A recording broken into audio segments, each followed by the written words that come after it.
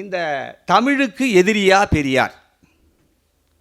அடுத்தது இன்னும் ஒரு அவதூறு பிறப்பாங்க, தாழ்த்தப்பட்டோருக்கு எதிரி பெரியார். இப்போ அடுத்த தலைப்பு இதெல்லாம் வரப்போகுது. அதெல்லாம் எழுதிட்டேன் முன்னாடியே, உண்மையிலேயே எழுதியிருக்கேன், மற்ற இடங்கள்லாம் எழுதியிருக்கேன். இருந்தாலும் இது போன்ற அரங்குகளில் பேசுகிற போது இது ஒரு ரூட்டில் போகும். இப்போ நான் அர்த்தமற்ற இந்த மாதிரி நூலாக போய் பல லட்சம் பிரதிகள், 10 லட்சம் 15 லட்சம் பிரதிகள் அது விற்றாலும் கூட ஆசிரியர் கூப்பிட்டு என்ன சொன்னாங்கன்னா, பெரியார் வெப்புக்காக நீங்கள் என்ன பண்ணுங்கள், அந்த நூலை முழுக்க பேசி ரெக்கார்ட் பண்ணிவிடுங்க. அது மட்டும் இல்லை, உங்களுடைய நூல்கள் எல்லாத்தையுமே அதே மாதிரி ரெக்கார்ட் பண்ணிவிடுங்க, அது பின்னாடி பயன்படும். அந்த அடிப்படையில் தான் இது ஒரு யுக்தி, இது ஒரு முறை. அதுக்காக தான் இதை நம்ம செய்கிறோம். இதில் தமிழும் பெரியாரும்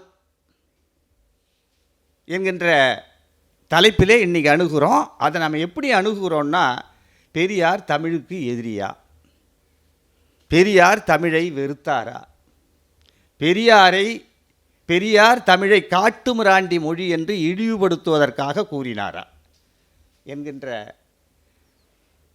மிக முக்கியமான அவதூறுகளுக்கு நாம் பதிலளிக்க வேண்டிய ஒரு கட்டாயத்திலே இன்றைக்கு நின்று கொண்டிருக்கிறோம். இந்த அவதூறுகளுக்கு நாம் போகிறதுக்கு முன்னாடி பெரியாருடைய மொழி பார்வை என்ன? இப்போ எல்லாமே நான் அப்படியே நட்சல் மாரி சுருக்கமாக கேப்சூல் மாரி கொடுத்துருப்பார். ஏன்னா நம்ம இங்கெல்லாம் சான்றோர்கள். ஆனால் நான் இங்கே பேசுகிற போது எப்படி பேசுகிறதுன்னு கேட்டால், உங்களுக்காக மட்டும் பேசுகிறது இல்லை. இதை ரெக்கார்ட் பண்ணி யூடியூப்பில் மற்றதெல்லாம் போட்டாங்கன்னா அது பல பேர் பார்த்துட்ருப்பாங்க. நான் ராமன் குதிரைக்கு பிறந்தவன் இந்த ஏன் என்ற ஒரு இதுக்காக போட்டேன். இன்றைக்கி 6 லட்சத்து சொச்சம் வியூஸ் போயிருக்குது. 6 லட்சத்துக்கு மேலே பார்த்துருக்குறாங்க. அப்போ அது எங்கெங்கே அது சரியான நேரங்களில் அது போச்சு. ராமனை கோயில் கட்டுற நேரத்தில் போச்சு அது. அப்போ அது எவ்வளவு வேலை செய்யும் இல்லையா அது போய். அப்போ அதுக்காக தான் இதை நம்ம செஞ்சு கொண்டிருக்கிறோம். அப்போ பெரியார் தமிழ்ங்கிறதுக்கு அடுத்தது வருவோம். பெரியார் மொழியை எப்படி பார்த்தார்? முதல்ல மொழியை சுருக்கமாக என்ன சொல்கிறார்? இது ஒரு போர்க்கருவி. எப்படி சண்டை போடுகின்றவனுக்கு, எதிரியை வீழ்த்துகின்றவனுக்கு ஒரு கருவி தேவைப்படுகிறதோ, அதை போல மனிதன் வாழ்க்கையில் வெற்றி பெறுவதற்கு அவனுக்கு உகந்த கருவிதான் மொழியை தவிர மற்றபடி அதற்கு எந்த விதமான சிறப்பும் கிடையாது. கருவி காலத்துக்கேற்ப மாறணும். ஏற்கனவே வில்லி அம்பி வச்சுக்கிட்டு சண்டை போட்டுக்கிட்டு இருந்தேன்னு சொல்லிட்டு இன்றைக்கி இஸ்ரேல் மேலேயும் அமெரிக்கா மேலேயும் நம்ம வில்லை விட்டுக்கிட்டு இருந்தோம்னா சரி வருமா? அதுதான் பெரியார் கேட்டேன். எப்படி கருவி காலத்துக்கு ஏற்ப மாறுகிறதோ அதுபோல் மொழியினுடைய உள்ளடக்கம் மாறிக்கொண்டிருக்க வேண்டும். மொழின்றது என்ன தனியாக இருக்குது? அது உள்ளடக்கம். நான் இதே அரங்கத்தில் நிறையா பேசியிருக்கிறேன். உலகத்தில் இருக்கிற எல்லா மொழிகளுக்கும் ஒரு சில வேணால் ஒதுங்கலாம், அது அப்புறம் எந்த கலப்புலையாவது வந்திருக்கலாம். எல்லாமே தமிழிலிருந்து வந்தது அப்படிங்கிறத ப்ரூஃப் பண்ணலாம். அதை நான் ப்ரூஃப் பண்ணியிருக்கேங்க. அதே போல் சமஸ்கிருதம் தமிழின் பிச்சை, தமிழிலேருந்து பிச்சை வாங்கினது அப்படிங்கிறதே 1 மணி நேரங்க நான் பேசியிருக்கிறேன். அப்போ தமிழினுடைய சிறப்பை பற்றி நாம் இங்கே கேள்வி கேட்க வேண்டியதே இல்லை. மொழி அப்படின்னா அது எப்படி இருக்கணும்னா, காலத்துக்கு ஏற்ப உன்னுடைய வளர்ச்சிக்கு, உலக வளர்ச்சிக்கு, உன்னுடைய நன்மைக்கு, உலக நன்மைக்கு ஏற்ப அது பயன்படும் வகையிலே மாறிக்கொண்டிருக்க வேண்டும். அதனுடைய உள்ளடக்கங்கள் மாற்றப்பட்டு கொண்டே இருக்க வேண்டும். எனக்கு தெரிஞ்சு எங்கள் தாத்தா காலத்தில், எங்கள் அப்பா காலத்தில் கேட்டால் என்ன உங்களுக்கு சப்ஜெக்டுன்னா, 4வது படித்தேன், 3வது படித்தேன், 6வது படித்தேன்னு எல்லாம் சொன்னாலும் என்ன இருக்குன்னா குமரேச சதகம், கண்டபுராணம், இந்த மாதிரி தான் வரிசையாக சொல்லுவாங்க. வேறு ஏதாவது தெரியுமா அப்படின்னா எந்த சப்ஜெக்டும் தெரியாது உங்களுக்கு. திருக்குறளே தெரியாது. ஏன்னா திருக்குறளை கொண்டு வரலையே. ஊவே சாமிநாதர் எல்லாத்தையும் அதை பண்ணார் இதை பண்ணார்னா அவர் திருக்குறள் பக்கமே போகல. அதை செஞ்சவங்கெல்லாம் வேற. அப்போ மொழியினுடைய உள்ளடக்கங்கள் மாறிக்கொண்டே இருக்க வேண்டும். அப்படி இல்லைன்னா அது பயன்படாது, அது தேவையும் இல்லை என்று சொன்னார். மொழி காலச்சூழலுக்கு, கால வளர்ச்சிக்கு, கால தேவைக்கு ஏற்ப உள்ளடக்கங்கள் மாற்றப்பட்டு கொண்டிருந்தால் மட்டும்தான் அது சிறப்பு பெறும், நிலை பெறும், பயன் தரும். இதுதான் மொழியை பற்றி அவருடைய பார்வை.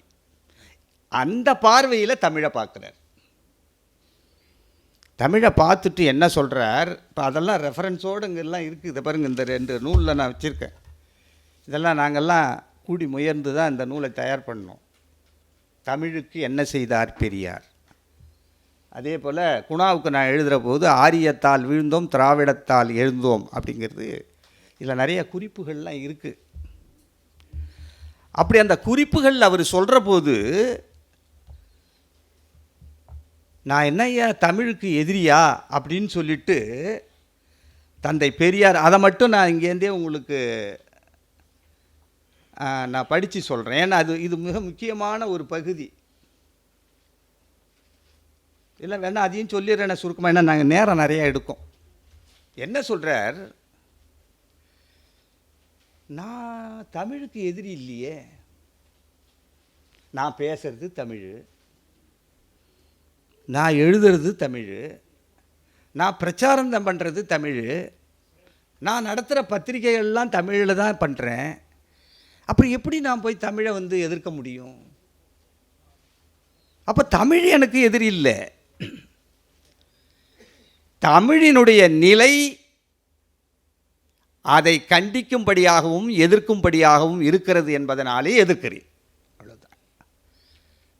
அதை பெரியார் மொழியை எப்படி எடுத்துக்கிறாருன்னா, இவர் ஒரு டாக்டர் போலவும் மொழியை ஒரு பேஷண்ட் போலவும் எடுத்துக்கிறார்.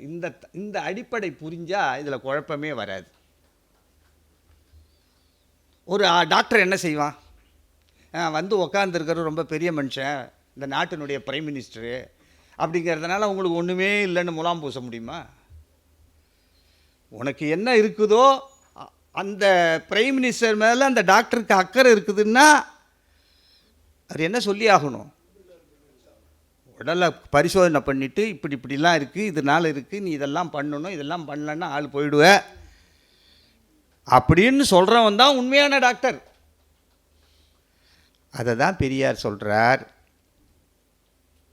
ரொம்ப ஆழமாக சொல்கிறார். அந்த இடத்துல நீங்கள் அதெல்லாம் நிறைய மறைக்கிறானுங்க எதிரிகள். முதல்ல தமிழின் பெருமையை சொல்கிறார். ஏன்னா நீங்கள் தெளிவாக இருக்கணுங்கிறதுக்காக சொல்கிறேன். தந்தை பெரியார் எடுத்ததும் தமிழை விமர்சிக்கலை, தமிழின் பெருமையை சொல்கிறார். அதை பற்றியாக என்னுடைய நூல்களில் குறிப்பிட்டிருக்கேன். ஒப்பிட்டு சொல்கிறார், உலக மொழிகளோடு ஒப்பிட்டு சொல்கிறார். இந்த வகையிலெல்லாம் தமிழ் சிறந்தது சொல்லிட்டு சொல்கிறார். இந்த சிறப்பெல்லாம் இன்றைக்கி இருக்கான்னு கேட்குறார். இதுதான் விஷயம் சார். ஒன்று சொல்கிறேன் கேளுங்க. இந்த உலகில் மொழியாலும் நாகரிகத்தாலும் வாழ்வியலாலும் சிந்தனையாலும் அறிவியல் நுட்பத்தாலும் தமிழன் 3000 ஆண்டுகளுக்கு முன்னாடி சிந்தித்தது போல உலகத்தில் எந்த ஒரு இனமும் எந்த ஒரு நபரும் சிந்தித்ததே இல்லை. இது எங்கே வேணாலும் ப்ரூஃப் பண்ணலாம். கல்லணை இருக்குது தெரியுங்களா? நான் எம்ஏ படிக்கிற போது ஹிந்துவில் தலைப்புச் செய்தி வந்தது 1976. 1000 ஆண்டு உலக சாதனை, உலக விஞ்ஞானிகள் பூரா வியக்கின்றார்கள் இந்த கல்லணையினுடைய தொழில்நுட்பத்தை பார்த்துட்டு. அது என்ன தெரியுங்களா? மற்ற இடங்களை போல் பறிச்சுட்டு கடகால் போட்டு அங்கே பண்ணவும் முடியாது. ஏன்னா இழுப்பு விசையில் இருக்கக்கூடிய ஒரு நதி அது. மிகப்பெரிய நதியின் குறுக்கே கட்டப்பட வேண்டியது. அப்போ எவ்வளவு நுட்பமாக அந்த இன்ஜினியரிங் ஸ்கில் தமிழன்ட்டு இருந்திருக்கு அப்படிங்கிறதுக்கு நீங்கள் கடற்கரையில் போய் நின்று பார்த்துருப்பீங்க. அலை வந்து மோதக்கூடிய இடத்துல நின்னீங்கன்னா அந்த கடல் நீர் அப்படியே நம்ம காலை தழுவிட்டு போன உடனே ஒரு விரல் நம்ம கால் அழுந்தும். கொஞ்ச நேரம் நின்னீங்கன்னா அடுத்த அலை வரும்பொழுது அப்படியே அழுந்தும்.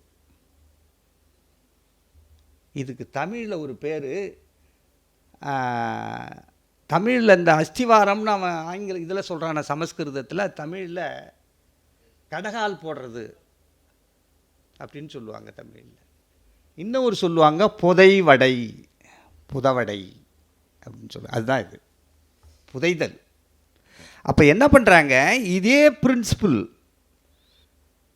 எப்படி கடல் நீர் வந்து அந்த அலை வரும்பொழுது இது கீழ் இறங்குகிறதோ, அதே போல் அந்த நதியினுடைய ஓட்டத்திலே பெரும் பெரும் கற்களை இவர்கள் போடுவார்கள். போட போட அப்படியே அது உள்ளே இறங்கும்.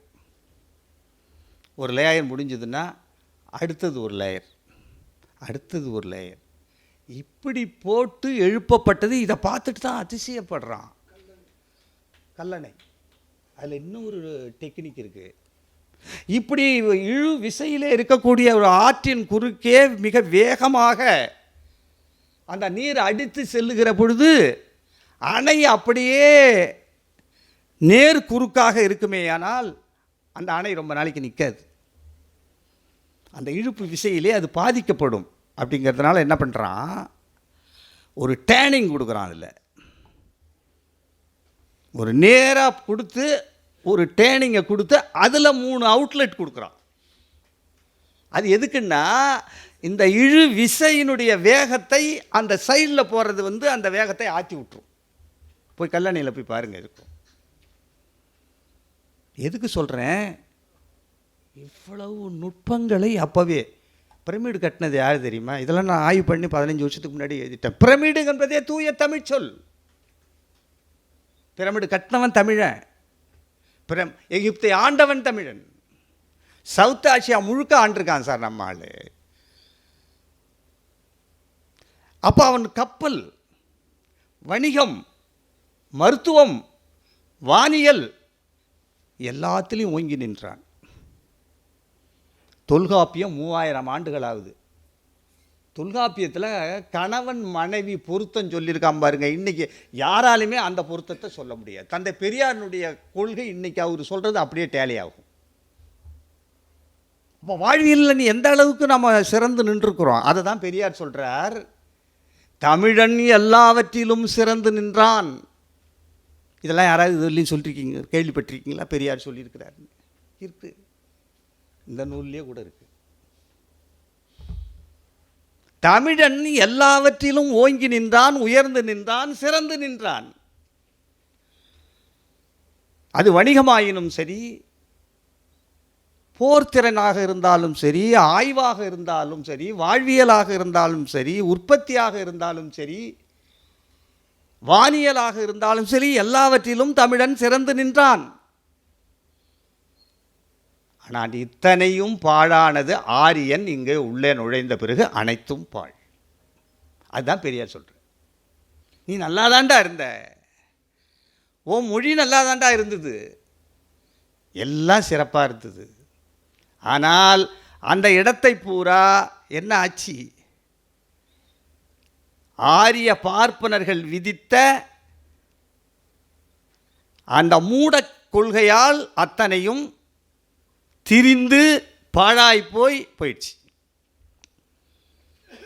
படிப்புன்னு சொன்னால் மூட கருத்துக்களை ஒட்டு மொத்தமாக உள்ளடக்கிய புராண இதிகாசங்கள் தான் படிப்புன்னு மாற்றிட்டோம். ஆனால் அன்னைக்கு நம்ம அப்படிலாம் படிக்கல. அன்னைக்கு எது எது தேவையோ அதெல்லாம் நம்ம கரெக்டாக வச்சுருந்துருக்கோம். நான் சொன்னதெல்லாம் சிலதெல்லாம் உங்களுக்கு வியப்பாக இருக்கும். பித்தகரஸ் தேட்டம் இருக்குது தெரியுங்களா? அதை முதல்ல சொன்னவன் தமிழன். கிட்டத்தட்ட 4000 ஆண்டுகளுக்கு முன்க கோதையனார் என்று சொல்லக்கூடியவர். பித்தகரஸ் தேட்டங்கிறதுங்க கர்ணம் என்னன்னு கண்டுபிடிக்கிறது. 4 வரி. ஓடிய நீளந்தன்னை ஓரட்டு கூறாக்கி கூற்றினில் ஒன்றை தள்ளி குன்றத்தில் பாதி சேர்த்தான் நீடிய கர்ணந்தானி.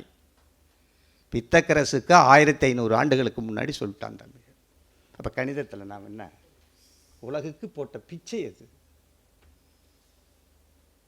இந்த நீளத்தை ஓடிய நீளந்தென்னை ஓரட்டு கூராய்க்கு கூற்றினில் ஒல்லை தள்ளி. இப்போ 8 அங்குலம்னு வச்சுங்க அடி கிடைமட்டம்.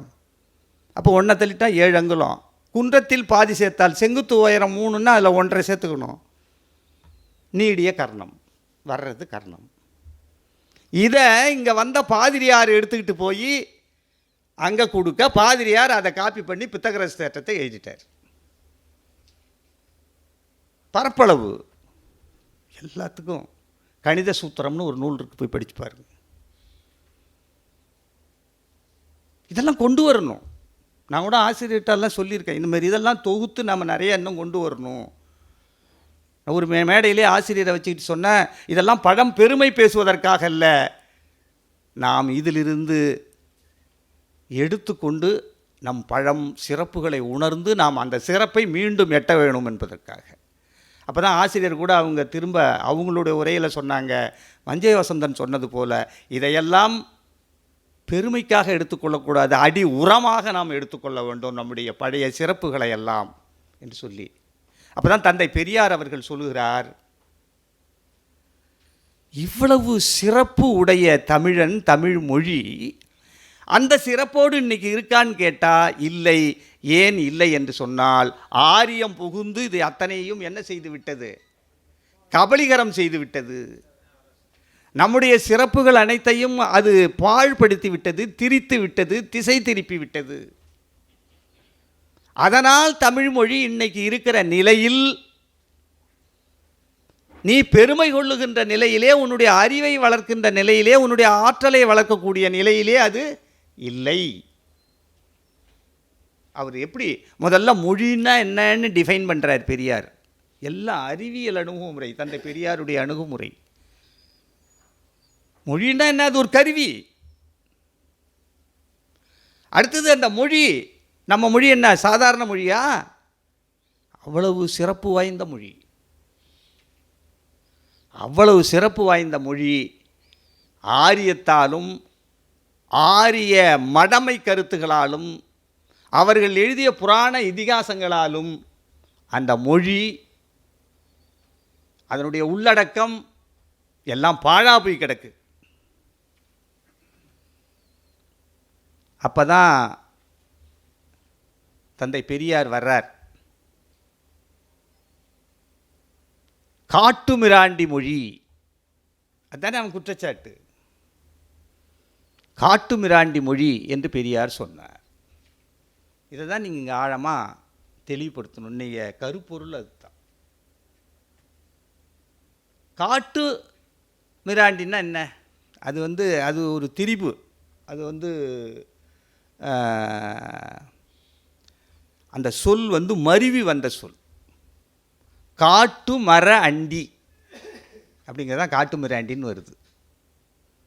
காடுகளில் ஏற்கனவே மனிதனுக்கு வீடு கட்ட தெரியாது. இயற்கையாக என்ன கிடைக்குதோ அதில் வாழ்வான். அப்படி வாழற போது குகையில் வாழ்ந்தான், மரத்து அடியில் வாழ்ந்தான், அப்புறம்தான் மரக்கிளைகளை பயன்படுத்தி குடிசை போட ஆரம்பித்தான். இப்படி அது காட்டுமிராண்டி. அப்போ காட்டுமிராண்டி மொழி என்று எதுக்கு அவர் சொல்கிறார்? தமிழை காட்டுமிராண்டி மொழின்னு அவர் ஏன் சொல்கிறார்னா, இவ்வளவு சிறந்து விளங்கிய உன்னுடைய மொழி, இவ்வளவு சிறந்து விளங்கிய உன்னுடைய அறிவு, இவ்வளவு சிறந்து விளங்கிய உன்னுடைய ஆற்றல் எல்லாம் ஆரிய கலப்பால், ஆரிய சூழ்ச்சியால், ஆரியர்கள் புனைந்த கட்டுக்கதைகளால், சாஸ்திரங்களால், புராணங்களால், இதிகாசங்களால் எல்லாம் பாழா போய் நீ எந்த நிலையில் நிற்கிற அப்படின்னு சொன்னால், ரிவர்ஸ் கீர் போட்டு போய் காட்டுமிராண்டி காலத்தில் நிற்கிறா. ஓ மொழியும் அந்த உள்ளடக்கமும் காட்டுமிராண்டி காலத்து நிலையில் இருக்குடான்னு சொல்கிறேன்.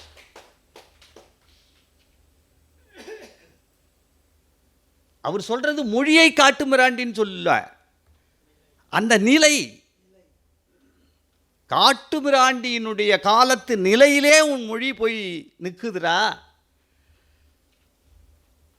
அப்படின்னு சொல்லிட்டு அதுக்கு ரெமெடி சொல்கிறார். அங்கே தான் நீங்கள் பார்க்கணும் தீர்வு. காட்டுமிராண்டி மொழின்னு சொன்னதோட அவர் நிறுத்திக்கல. இதுக்கு என்ன தீர்வு? அந்த நிலையை மாற்ற வேண்டுமென்றால் என்ன செய்ய வேண்டும் சொல்றார். உலக வளர்ச்சிக்கு ஏற்ப உன்னுடைய மொழியின் உள்ளடக்கத்தை நீ மாற்று. உலகம் அறிவியலிலே மேலே போயிட்டு இருக்கு. நீ இன்னமும் அம்பு விட்டான், பானம் விட்டான், அது ரிவர்ஸ் கீர் போட்டு வர்ற பானத்தெல்லாம் விட்டான். இவன் கற்பனையில் என்ன நினச்சானோ அதெல்லாம் இருந்ததா அவன் சொன்னான். இப்போ அந்த காலத்து போர் முறைகள்லாம் பார்த்தீங்கன்னா எப்படி இருந்திருக்குங்க? உங்களுக்கு சின்ன உதாரணம் மட்டும் சொல்கிறேன். எந்த ஒரு புராண இதிகாசங்களை எடுத்துக்கிட்டாலும் போர் முறைன்னு வரும்பொழுது என்ன இருக்குன்னா, பானம் விட்டான், அந்த பானம் போய் அத்தனையாக பிரிஞ்சுது, அது போய் அவ்வளவு பேரை அழிச்சிட்டு மீண்டும் வந்தது அப்படின்னு சொல்லுவோம். அப்படிலாம் ஒரு பானமே இல்லை. இவன் எதெல்லாம் கற்பனை பண்ணுறானோ அதெல்லாம் இருந்ததா சொல்கிறான். இந்த கந்தபுராணம்னு ஒரு நூல் இருக்குது. அந்த யுத்தத்தில் நீங்கள் அந்த புராணத்தை போய் எடுத்து பாருங்க. வல்லபை என்று சொல்லி இன்னும் கூட வல்லபா கணபதின்னு ஒன்று உண்டு. ஏன் காட்டுமிராண்டி மொழி அப்படின்னு சொன்னாருங்கிறதுக்கு இந்த ஒன்றை நீங்கள் பொறிச்சு பார்த்துக்கினாலே போதும். அதில் அந்த போர் சீன் சொல்கிறான். எதிரிகள் அழிக்கிறதுக்காக வல்லபை என்ன செய்கிறாளாம், படை வீரர்களை அனுப்புகிறாளாம். எப்படி அனுப்புகிறா? கீழே படுத்து காலை, இந்த பிரசவிக்கின்ற பெண் எப்படி காலை விரித்து நிலையிலே வச்சு நிற்பாளோ அப்படி அவள் நிற்கிற பொழுது அவளுடைய பெண்ணுறுப்பிலிருந்து படை வீரர்கள் புறப்பட்டு வந்து கொண்டே இருக்கிறார்களாம், ஆயிரக்கணக்கில். எப்படி? கத்தி, கபடா, வாள், சூலாயுதம், வேலாயுதம் எல்லாம் எடுத்துக்கிட்டு. நான் தான் ஒரு இதில் எழுதும்பொழுது அது என்ன ஐயா அடி வயிறா ஆயுத கிடங்கான்னு கேட்டேன்.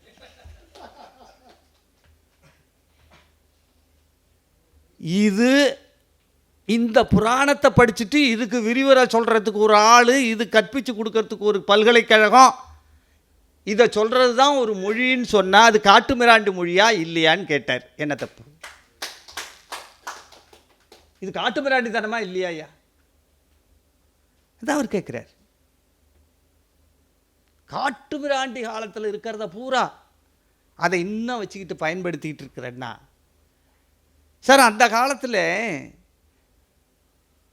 சில விஷயங்களில் கம்யூனிஸ்டுக்காரங்களுக்கே நிறையா குழப்பங்கள்லாம் இருந்தது. அதெல்லாம் நம்ம பெரியார் மருந்து தான் போய் நிறையா வேலை செஞ்சுருக்குது. சிந்துவெளி நாகரிகத்தில் கிடைச்சது சிவலிங்கம்னு அவன் எழுதுவான் கம்யூனிஸ்டுக்காரன். நான் தான் மறுத்து எழுதினேன். அது ஆண் பெண் உறுப்பு வழிபாட்டினுடைய எச்சம். தமிழன் எங்கே வாழ்ந்தானோ அங்கே எல்லாமே இது இருந்திருக்கு சார். அந்த காலத்தில் ரெண்டு மிக முக்கியம். ஒன்று இன்பம், இன்னொன்று இனவிருத்தி. ரெக்ரியேஷனுங்கிறது அந்த காலத்தில் வேறு ஒன்றும் இல்லை. ஆணும் பெண்ணும் சேர்றது தான் அந்த காலத்தில் பெரிய இன்பம். அடுத்தது இந்த இனத்தை பெருக்கணும்னா என்ன வேணும்? ஆணும் பெண்ணும் சேரணும். இந்த ரெண்டுக்கும் பயன்படுறது ஆண் பெண் உறுப்பு. இந்த ரெண்டும் எந்த நிலையில் அது பயன்படும்? ரெண்டும் இணையிற நிலையில் பயன்படும். அதை இணைத்து வழிபட்டான். இது எங்கள இடத்துலையும் இருந்தது. தமிழன் எங்கெங்கெல்லாம் வாழ்ந்தானோ அங்கே பூரா அந்த எச்சம் கிடைச்சிருக்கு. அதுக்கு போய் சிலை வச்சுக்கிட்டு ஆணும் பொண்ணும் அந்த உறுப்பை போய் இன்னமும் வணங்கிக்கிட்டு நிற்கிறான். அதுக்கு பெரிய பெரிய பாடல்கள்லாம் பாடி பக்தி பாடல்லாம் போட்டு பேசிக்கிட்டு இருக்கிறான்னா இதை சொல்கிற ஒரு மொழி காட்டுமிராண்டி மொழியா இல்லையான்னு கேட்குறாரு. இப்போ அவர் சொல்லிட்டு என்ன சொல்கிறார் அடுத்த நிமிஷம், இதெல்லாம் ஒழிச்சு கட்டுங்க. மொழியினுடைய சப்ஜெக்ட்லேருந்து கண்டென்ட்லேருந்து இதை பூரா தூக்கிட்டு அறிவியலுக்கு வந்த மருத்துவம், கட்டடக்கலை, வானியல், இதை போல் எத்தனை அறிவியல் டிபார்ட்மெண்ட் இருக்குதோ, செக்டார்ஸ் இருக்குதோ, அதை பூரா சப்ஜெக்டில் கொண்டு வாங்குறார். அதை பூரா சப்ஜெக்டில் கொண்டு வந்து அதை மாணவர்களுக்கு கல்வியில் சொல்கிறா. அதை சொல்லாமல் குமரேச சதகத்தையும் கந்த சஷ்டி கவசத்தையும் கந்த சஷ்டி கவசம் அதுக்கு நம்ம ஆள் ஒருத்தர் பேசினார்னு, நம்ம கொள்கையாளர் ஒருத்தர் பேசினார்னு அவரை பிடிச்சி கொண்டு உள்ளே போட்டானுங்க. ஏன் ஒரு மனுஷன் கடவுளை வேண்டுனா எப்படி வேணும்? கடவுளே என்ன காப்பாற்று, முடிஞ்சு போச்சு, ஒரே லைன். இதை விட்டுட்டு இந்த மயிரை இந்த காப்பாற்றட்டும், இந்த கண்ணை இது காப்பாற்றட்டும், இந்த மூக்கை இது காப்பாற்றட்டும் இப்படின்னு வரிசையாக வரான் எல்லாமே சொல்லிக்கிட்டு. அதான் அவர் எடுத்து விளக்குறாரு, அவ்வளவுதான். அப்போ கடவுளை எவ்வளோ கொச்சப்படுத்துகிற வேலை இது. இதை விட யாராவது கடவுளை கேவலப்படுத்த முடியுமா? நீ கடவுள்கிட்ட பிரார்த்திச்சுன்னா என்ன பண்ணு, என்னையும் காப்பாற்று, உலகத்தையும் காப்பாற்று, எல்லாருக்கும் நல்லா செய்ய, ஒரே லைன். நீ கந்த சஷ்டி கவசத்தை எடுத்து பாருங்க, உடம்புல எத்தனை உறுப்பு இருக்கோ அத்தனை உறுப்பையும் ஒன்று ஒன்றா சொல்லி அதை இது காப்பாற்றிட்டு இது என்ன பைத்தியகாரத்தனம் இல்லை? அப்போ அதை தான் கேட்குறாரு பெரியார். இதாடா வேணும் உனக்கு? விஞ்ஞான அடிப்படைகளை சொல்லிக் கொடு மாணவர்களுக்கு. அடுத்த நாடுகாரெல்லாம் எவ்வளோ மேலே வந்துட்டான். மருத்துவத்துக்கு அவன்கிட்ட போய் கையேந்திட்டு நிற்கிற. சார் உங்களுக்குள்ள இதில் எவ்வளோ பேருக்கு தெரியும்? என் வயசு உள்ளவங்களாம் நிறைய பேர் இருக்கீங்க. PL 480 அப்படிங்கிற ஒரு சிஸ்டத்தின் கீழே தான் நாங்கள்லாம் படிச்சுக்கிட்டு இருக்கிற போது மதிய உணவுக்கு அமெரிக்காவிலேருந்து சோள மாவு வரும். பொங்கல் எப்படி கேட்டால் தெரியும்? நம்ம நாட்டு நந்தான்னு நினைக்கிறேன். இப்போ வெளியூர் அமைச்சரேன்னு எனக்கு அப்படி லேசாக கனவுல கண்ட மாதிரி இருக்குது அந்த செய்திகள்லாம். பிச்சை எழுந்து நின்னானோங்க சார் நம்ம தமிழ் இந்தியாக்காரன். எங்களுக்கு இலவசமாக கொடுங்க, எங்கள் பிள்ளைங்க பட்டினி கிடக்குது. நான் சொல்கிறது 1960 to 70 வாக்கில். அப்புறம் பால் பவுடரு ஏனாமா கொடுத்தான், PL 480. அப்போ எவ்வளவுக்கு, அப்போ அந்த நிலைக்கு முன்னாடியே இன்னும் எம்மா மோசமான நிலை, வறுமை, பஞ்சம். அதுதான் பெரியார் கேட்குறாரு, ஏடா இவ்வளவு நிலையில் நீ இன்னும் கந்த சஷ்டி கவசம் பாடிக்கிட்டு உட்காந்துருக்கியாடா முட்டாள், நீ காட்டு மிராண்டியா இல்லையாடா? நீ உன்னுடைய அறிவியலை வளர்த்து உன்னுடைய தொழில்நுட்பங்களை பெருக்கி நீ என்ன பண்ண, வேளாண்மை உற்பத்தியை பெருக்கு, தொழிற்சாலையை பெருக்கு, அதுக்கு தேவையான கல்வியை கொண்டு வா. அந்த கல்வியை இந்த மொழியிலே நீ உள்ளடக்கமாக கொண்டு வா. அப்படி கொண்டு வந்தால் அப்பதான் இது அறிவியல் பார்வையுள்ள மொழி என்று சொல்ற. அது இல்லைன்னா நீ காட்டு மிராண்டி காலத்தில் இருக்கிறதையே இன்னும் பேசிக்கிட்டு இருக்கிறன்னா அது எப்படி இந்த காலத்துக்கு ஏற்ற மொழியாக இருக்கும்? அதனால்தான் சொல்கிறேன், அது காட்டு மிராண்டி மொழி. அவனுக்கு தேவையான மொழி, உனக்கு தேவையான மொழி இல்லை, காட்டு மிராண்டிகளுக்கு தேவையான மொழியாக வச்சிருக்கடா நீ. உள்ளடக்கத்தை மாற்று. அதை மாற்றின பிறகுதான் இன்றைக்கி நம்ம பிள்ளைங்களுக்கு அறிவியல் வளர்ச்சி வந்தது, தொழில்நுட்ப வளர்ச்சி வந்தது. இன்றைக்கி அவனுக்கு ஃபாரினில் இருக்கக்கூடியவனையே இவன் நிர்வாகம் பண்ணுற அளவுக்கு சுந்தர் பிச்சைகள் உருவாகிறான்னா என்ன விளைவு? அதுதான் பெரியாரினுடைய விளைவு. பெரியார் போட்ட பிச்சை. ஆனால் இந்த நாய்கள் அவரை கொச்சைப்படுத்தி கொண்டிருக்கிறார்கள். நான் எத்தனையோ தரம் சேலஞ்சு பண்ணிட்டேன். இந்த பயலுக்கு இந்த குணான்னு ஒருத்தன் பெங்களூரில் இருக்கான், நான் சேலஞ்சு பண்ணி எத்தனை வருஷம் ஆகுது இந்த நூல் வெளியிட்டு. வாடா நாயை எனக்கு பதில் சொல்கிறான்னு சொன்னேன், சொல்லலையே. இந்த சீமானுக்கு எத்தனை தரம் நான் பதில் கொடுத்துருக்கேன். நீ பரப்புறது அத்தனை அயோக்கியத்தனமான கருத்துகள். எங்கடா வாடா, ஒரே மேடையில் நீ நானும் பேசுவோம் வா. நாகசாமி அப்படி தான், ஒரு லூஸ் பைய. திருக்குறள் சாஸ்திரங்களின் சாரம்னு எழுதுனா உடனே நோட்டீஸ் விட்டேன் அவனுக்கு.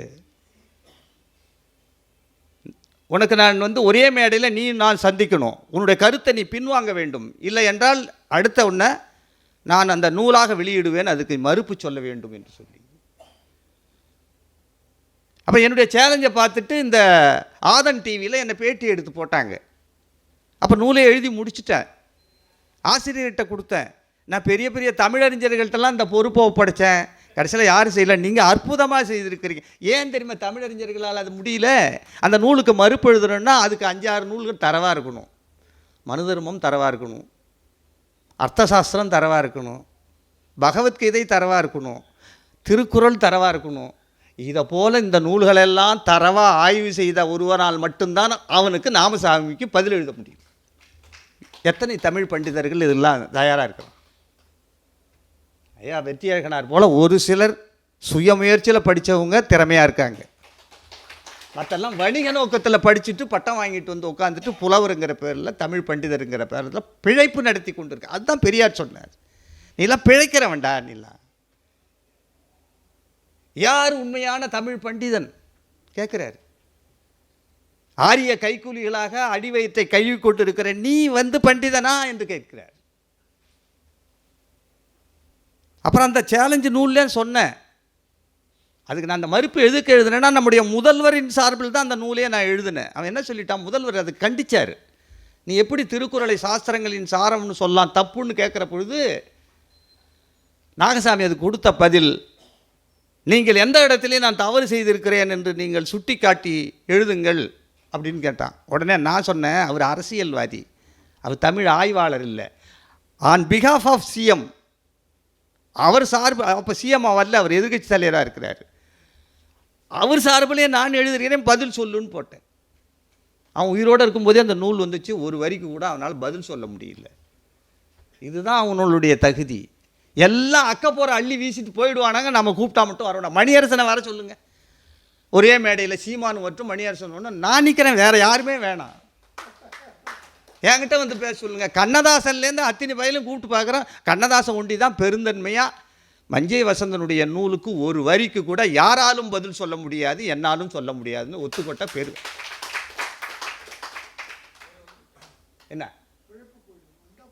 அப்போ என்னென்னா, நீ மக்களை ஏமாற்றி, நான் என்ன சொல்கிறேன், நீ அடிமடியில் கை வைக்கிறியே, இந்த இனத்துக்கு எதிரியாக பார்ப்பானுக்கு கையாளா நின்று எந்த ஒரு மனிதர் இந்த தமிழ் இனத்தினுடைய எழுச்சிக்கு, உயர்ச்சிக்கு, சிறப்புக்கு மீண்டெழுது வருவதற்கு காரணமாக இருந்தாரோ அவர்தான் இந்த தமிழினத்தின் எதிரியைப் போல சித்தரிக்கிறான் என்று சொன்னால் அவனெல்லாம் எப்படி விட்டு வைக்கிறது?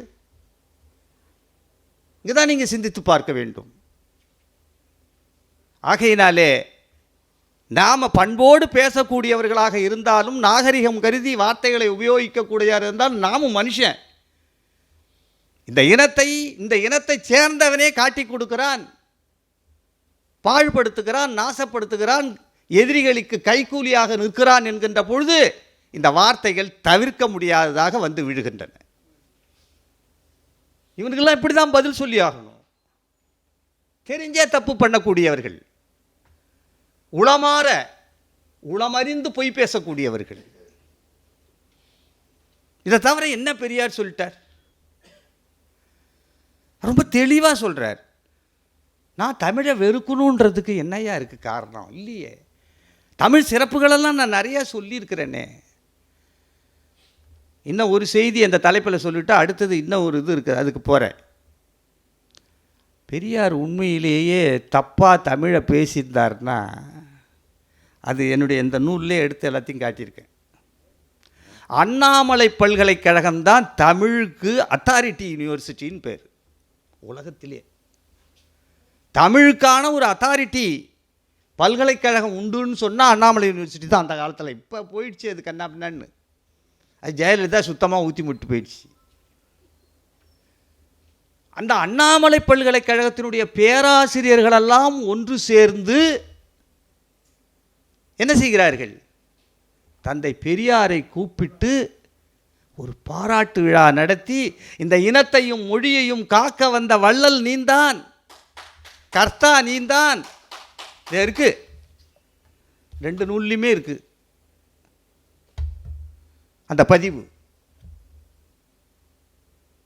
அப்படின்னு சொல்கிறாங்க. அப்போ தமிழறிஞர்கள்லாம் இப்போ சீமானுக்கும் மணியரசனுக்கும் தெரியறது, தமிழறிஞர்களுக்கு தெரியலையா? நல்லா சிந்திச்சு பாருங்க. அடுத்தது இவன் சொல்கிறது என்ன என்று கேட்டால், ஆங்கிலத்தை உயர்த்தி பிடித்து தமிழை இழிவு செய்தார் பெரியார். அடுத்த சார்ஜ். தமிழை காட்டு மிராண்டி மொழின்னு சொன்னார்னு சொன்னதுக்கு அடுத்த அதை ஒட்டி அடுத்தது சைடில் ஒரு இது கொடுப்பான், ஒரு பீஸ். அது என்னன்னா, இவர் ஆங்கிலத்தையே தூக்கி பிடிச்சாரு, தமிழெல்லாம் விட்டுட்டார் அப்படின்னு சொன்னார். இந்த இடத்துல இதில் குறிப்புகளே நான் வச்சுருக்கேன். தேவநேய பாவாணர் என்ன சொன்னார், பெருஞ்சித்திரனார் என்ன சொன்னார் அப்படிங்கிறதே நான் குறிப்புகள் வச்சுருக்கேன். இதெல்லாம் எடுத்து படிங்க நீங்கள், ரெஃபரன்ஸ் வேணும். நான் நிறைய அதெல்லாம் படித்து சொல்லிட்டு இருந்தேன்னா நேரம் பத்தாது. அதில் தேவநேய பாவாணரும் பெருஞ்சித்தனாரும் சொல்லுகிறார்கள், மும்மொழி கொள்கை என்பது கூடாது. ரெண்டு பேருமே சொல்கிறாங்க மும்மொழி கொள்கை கூடாது, ஆனால் இருமொழி கொள்கை கட்டாயம். சிறந்த தமிழறிஞர்கள், என்னை பொறுத்த வரையிலே தமிழுக்கென்று ஒரு சிறந்த ஆய்வாளன் ஆற்றலாளன் உண்டு என்று சொன்னால் அவர் தேவநேய பாவாணர் மட்டுமே. ஆனால் அவரை போற்றி பாதுகாத்து இன்னும் ரொம்ப நாளைக்கு வாழ வைக்க இந்த தமிழ் சமுதாயம் தவறிவிட்டது. அவருக்கு அப்பப்போ உதவி செய்தது ஒரே மனிதன் தந்தை பெரியார் அவர்கள் மட்டும்தான். அதை அவர் நன்றி கூறியே சொல்லி இருக்கிறார்.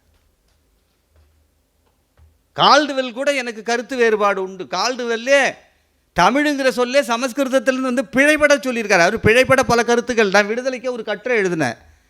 நம்ம கவிஞர் தான் என்ன சொன்னாங்க, எதிரியும் பிடிச்சி தாக்கிக்கிட்டு இருக்கான், நாம் அவனை தாக்க வேணாம், விட்டுடுங்க, உங்கள் கட்டுரை கரெக்டு, அதை நாம் போய் போட வேணாம்னா அவர் சொல்கிறதுலேயும் ஒரு காரணம் இருக்குதுன்னு நான் அதை ஏற்றுக்கிட்டேன்.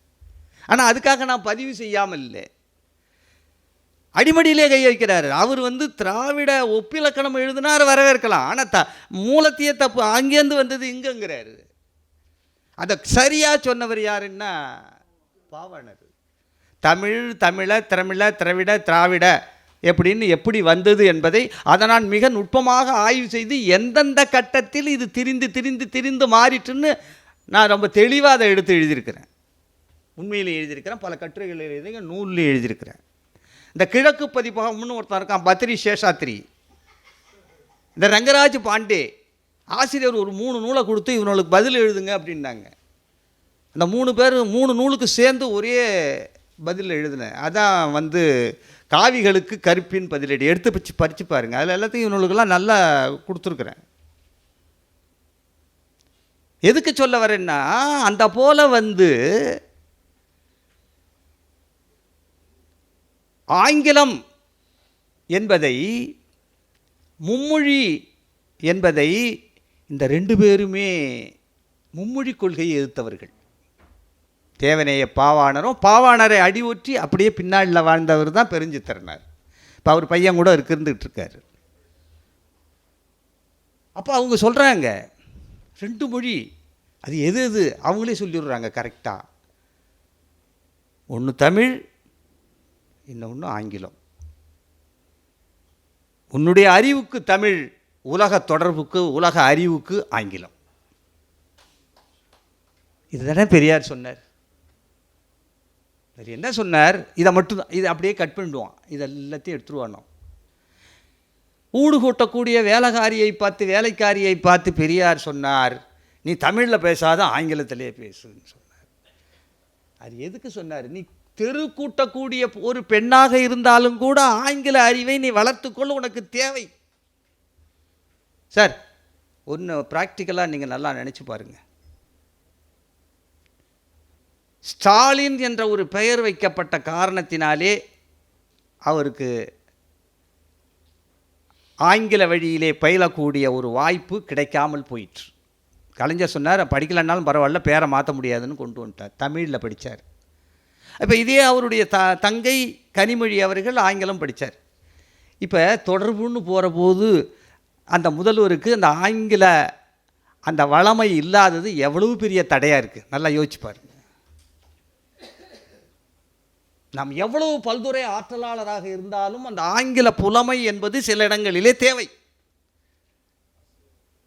இப்போ பிடிஆர் பழனிவேல்ராஜன் போட்டு உதறாருன்னா என்ன கேட்டால் அந்த அவருக்கு பின்னணியில் நின்று உதவுறது அந்த ஆங்கில புலமை. அவரை விட சிறப்பான நுட்பமுடைய வல்லுநர்கள்லாம் இருக்காங்க. இருந்தாலும் அந்த பின்னணி அந்த புலமை அவர் கை கொடுக்குது. அதை தான் பெரியார் சொன்னார், நீ வேலைக்காரியாக இருந்தாலும் கற்றுக்கோ, ஆங்கிலத்தில் பேச கற்றுக்கோ. அவர் சொன்னதெல்லாம் இப்போ நடைமுறையில் வந்துடுச்சு. இப்போ நேர்த்தின்னு எவன் சார் சொல்கிறான்? சூப்பர், எல்லாம் போயிடுச்சு. இப்போ அது காலத்துக்கு ஏற்ப இன்னும் அதை மாற்றிக்கிட்டே போயிட்டே இருக்கான் அந்த வேர்டிங்ஸ். அப்போ பெரியார் சொன்னது ஆங்கிலத்தை தூக்கி பிடிக்கணும்னு சொல்லல. நீ தூக்கி பிடிக்கலையோ இந்த உலகத்தின் பெரும்பகுதியை ஆங்கிலேயன் ஆண்டு விட்டான். அதன் காரணமாக ஆங்கில மொழி என்ன ஆயிற்று, எல்லா இடத்துலையும் அது தவிர்க்க முடியாத ஒரு மொழியாக மாறிவிட்டது. அப்போ அந்த மொழியை நீ கற்றே தீர வேண்டும். இது உலக சூழல். ஆகையினால தான் சொல்கிறார், தமிழர்கள் தமிழை எந்த அளவுக்கு முன்னுரிமை கொடுத்து படிக்கிறீர்களோ அந்த அளவுக்கு ஆங்கிலத்துக்கும் நீங்கள் முன்னுரிமை கொடுத்து அதையும் படிங்கள். பெரியார் மட்டும் சொல்ல, தேவநேய இதில் இங்கே இருக்குது, தேவநேய பாவாணரும் அதை சொல்லியிருக்கிறார், பெருஞ்சித்திரனாரும் அதை சொல்லியிருக்கிறார். அவங்கெல்லாம் ஒன்றும் தெரியாதவங்களா? இதான் இங்கே சிந்திச்சு பார்க்கணும். ஆக காட்டுமிராண்டி மொழி என்று அவர் மீது வீசப்படுகின்ற அவதூறு அடிப்படையற்ற மிக மோசமான, பெரியாரை கொச்சைப்படுத்தி வருங்கால இளைய சமுதாயத்திலிருந்து அவரை வெறுப்புக்குள்ளாக்க வேண்டும் என்பதற்கான ஒரு சதி வேலையை தவிர அதில் எல்லளவும் உண்மை இல்லை. இந்த நிகழ்ச்சியின் வாயிலாக நான் அறைகூவல் விடுக்கிறேன். இது சார்ந்து சீமானோ மணியரசனோ பேச விரும்பினால் எந்த இடத்திலும் நான் பேசி அவர்களுடைய கருத்தை முறியடிக்க நான் தயாராக இருக்கேன்.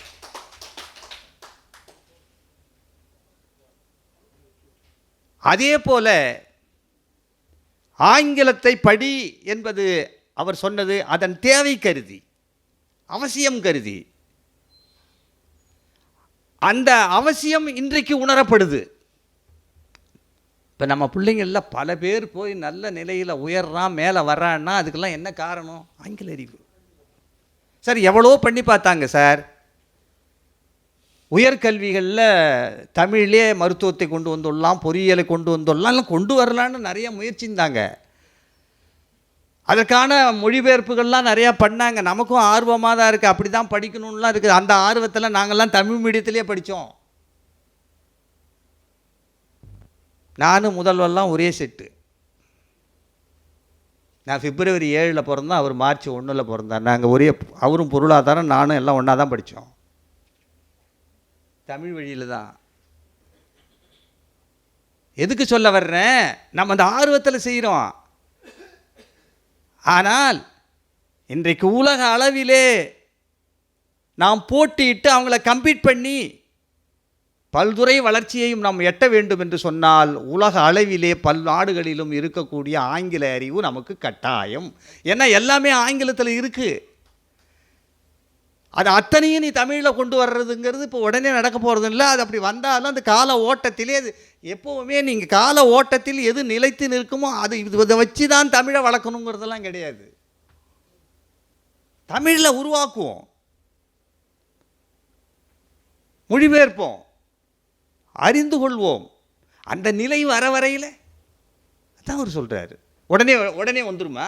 இன்றைக்கி உலகத்தில் இருக்கிற அவ்வளவு மெட்டீரியல்ஸும் தமிழில் கொண்டு வந்துட முடியுமா? நாம் இந்த மருத்துவத்தில் இருக்கிற அவ்வளோ அட்வான்ஸ்மெண்ட்டும் இன்றைக்கி நம்ம கொண்டு வந்துட முடியுமா? இதை கொண்டு வரக்கூடாது என்பதற்கு ஒரு செய்தியை சொல்லி நான் நிறைவு செய்கிறேன். இந்த தமிழ் வந்துவிடக்கூடாது, தமிழ் வளர்ந்து விடக்கூடாதுங்கிற ஒரே காரணத்துக்கு சில பேர் ஒரு விஷயத்தை நம்ம மேலோட்டமாக பார்த்துக்கிட்டு இருக்கோம். நீட் என்ற தேர்வு வெறும் எம்பிபிஎஸ் சீட்டை நம்மிடம் இருந்து அபகரிப்பதற்காக மட்டும் கொண்டு வரப்பட்ட ஒரு திட்டம் அல்ல. நான் சொல்கிறத நல்லா ஆழமாக மனசில் வச்சுக்கிங்க. அவனுடைய ஆழமான உள்நோக்கம் என்னவென்று சொன்னால், அதில் 2 வேலை செஞ்சான். நீட்டு தேர்வையும் வச்சுட்டு சிலபஸை சிபிஎஸ்சி சிலபஸ்ன்ட்டான். அப்போ சிபிஎஸ்சி சிலபஸ் என்றால் எல்லா பயலும் சிபிஎஸ்சி சிலபஸ் போகிறான். இப்போ நான் ஒரு உதாரணம் மட்டும் உங்களுக்கு சொல்கிறேன். நெய்வேலி எனக்கு பக்கத்தூர். நான் சேத்தியாத்தோப்பில் ஹெட்மாஸ்டராக இருந்தவன். இந்த நீட் தேர்வு வருவதற்கு முன்னே அங்கே சிபிஎஸ்சி ஸ்கூல் இருக்கும், ஸ்டேட் போர்டு ஸ்கூல் இருக்கும். ஜவஹர் ஸ்கூல்னு பேர் நெய்வேலியில். இந்த நீட் தேர்வு வரும்போது ஜவஹர் ஸ்கூலில் சீட்டு வாங்கணுன்னா முடியாது. என் பையனை கூட கேட்டு பார்த்துட்டு சீட்டு கிடைக்கல. அப்புறம் கடலூரில் கொண்டு சேர்த்தேன். அந்த சிபிஎஸ் ஸ்கூலில் ஆளே இருக்காது. இன்றைக்கி என்ன நிலை தெரியுங்களா? நீட் வந்த பிறகு ஜவஹர் ஸ்கூலில் ஆளே இல்லை, சிபிஎஸ்சி நிரம்பி வழியுது. அப்போ இந்த சிபிஎஸ்சி ஸ்கூலில் நிரம்பி வழுவதனுடைய விளைவு என்னன்னு கேட்டால், அங்கே இந்தியும் சமஸ்கிருதமும் பாடமாக்கப்படுகிறது. அப்போ தமிழை ஒழித்து விட்டு இந்தியும் சமஸ்கிருதத்தையும் கொண்டு வர்றதுக்காக அவனை மாத்துறான். அப்போ இந்த மாதிரி சூழ்ச்சிகள் வருகின்ற நேரத்தை அதை நோக்கி போராடணுமே தவிர, அதை போராடி தமிழில் படித்தவர்களுக்கு வேலை வாய்ப்பு அதிகம் கொண்டு வாங்க, ஒரு ஜீவோ கொண்டு வாங்க. அது மருத்துவமாக இருந்தாலும் பொறியியலாக இருந்தாலும் தமிழ் வழியிலே படித்தவர்களுக்கு ஒரு 50% இடஒதுக்கீடுனா அத்தனை பேரும் எங்கே வருவான்? தமிழ் வந்துடுவானே. வெளிநாடு போகணும்னு நினைக்கிறவன் ஆங்கிலத்தில் படிச்சுட்டு போகட்டும். இதெல்லாம் சாதாரண தீர்வுகள். ஆனால் ஆங்கில அறிவு என்பது கட்டாயம். அதை தான் தொலைநோக்கோடு இன்றைக்கி அதுதானே வருது. அன்னைக்கு கலைஞர் அவர்கள் எல்லார போலவும் இது பேசிக்கிட்டு இருந்தார்னா நடக்குமா? எதிர்காலம் ஐடி செக்டாரை நோக்கி போகுதுன்ன உடனே டைடல் பார்க்கை கொண்டு வந்தார்.